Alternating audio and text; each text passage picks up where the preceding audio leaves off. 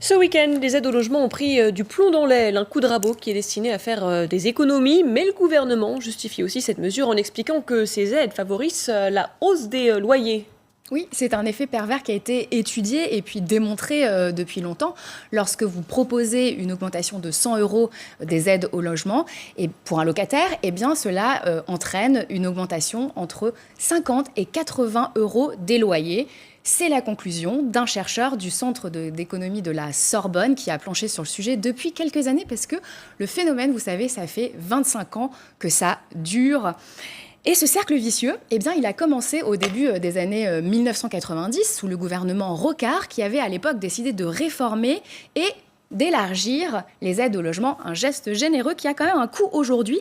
Et puis, voilà, on a vu ces loyers augmenter de manière complètement démesurée et c'est l'INSEE qui a chiffré ce phénomène. Exemple avec l'année 1993 où il y a une énorme différence entre les loyers aidés et les loyers non aidés.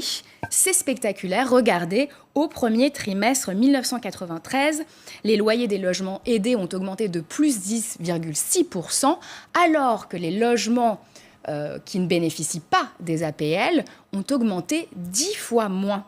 Donc la différence est énorme. La différence est énorme et cette hausse spectaculaire, comme je vous le disais, elle dure depuis 25 ans. D'ailleurs, cet effet pervers a récemment été pointé du doigt par la Cour des comptes qui a publié son rapport en juin dernier et qui a donc une nouvelle fois épinglé les aides au logement. Autrement dit, si je vous suis bien, Émilie, l'utilité des aides au logement est largement minimisée et perd en crédibilité, on peut dire ça comme ça ? On peut dire ça comme ça, Adrien, et surtout, la politique française du logement a produit les effets opposés à ceux qui étaient escomptés. On sait tous que les aides au logement vieilles de 70 ans ont pour objectif de réduire les dépenses des ménages. Et là, tout d'un coup, on se rend compte, et c'est ce qu'on savait moins, que les propriétaires profitent de ce petit coup de pouce de l'État, l'air de rien. Mais ce que je peux vous dire, c'est que les gouvernements successifs, eh bien, le savaient, ça, à minima, depuis 2002. Regardez à nouveau cette étude de l'INSEE, qui est une étude récente. On s'aperçoit qu'entre 50% et 80% des allocations logement qu'ont touché les ménages modestes ont complètement été absorbées par l'augmentation des loyers effectués par les propriétaires. Et alors, est-ce qu'il y a d'autres effets pervers ? Eh bien oui, et là le gouvernement n'est pas au bout de ses surprises puisqu'il y a une mini-bombe à retardement qui a été lancée en janvier 2017 par le député de la 8e circonscription du Val d'Oise, François Pupponi.